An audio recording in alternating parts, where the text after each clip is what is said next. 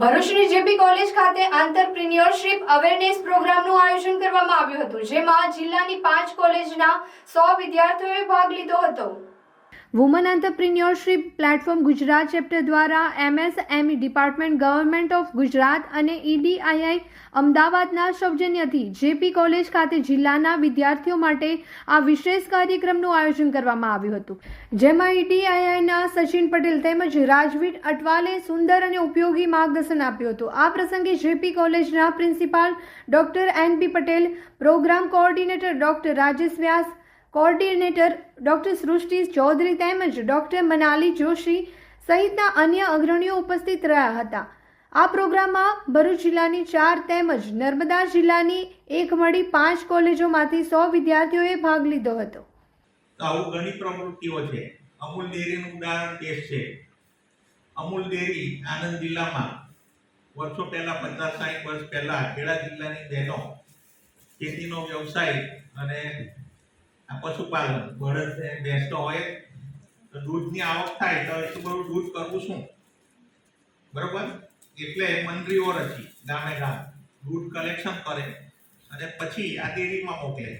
આજે તમે જુઓ 60 વર્ષ પહેલાની વાત કરીએ, આજે આખા વર્લ્ડમાં અમૂલની બ્રાન્ડ ફેમસ છે અને બધી પ્રોડક્ટ જાય છે.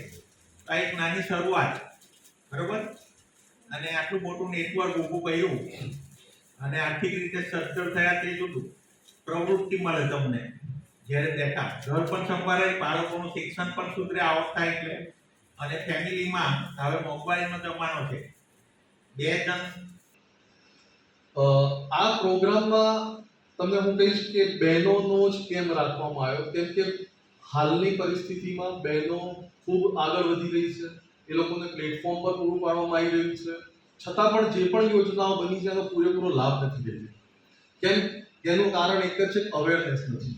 આજની તારીખમાં પણ બહેનો શું વિચારી રહી છે કે મારે ટીચરની નોકરી કરું, કાં તો પછી નાનો મોટો કોઈ ઘરે બેઠા બિઝનેસ કરું, પણ એના કરતાં આગળ હવે આગળવાની જરૂર છે કે બિઝનેસ કરવો કે નાનો બિઝનેસ કરવો એના કરતાં 100% આપણે એ કામમાં પરિપક્વતા મેળવીને અને એમાં આગળ વધીએ તો કદાચ એ બને કે આપણે બીજાના માટે ઉદાહરણરૂપ બની જઈએ.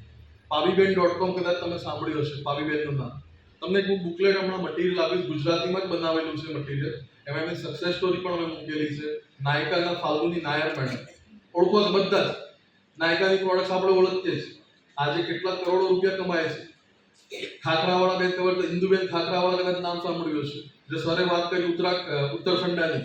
ત્યાં દરેક ગૃહિણી કામ કરે છે, SHG બનાવે છે, મહિલાઓનું સંગઠન બનાવીને કામ કરી રહી છે અને મહિને 25,000 રૂપિયા કમાય છે.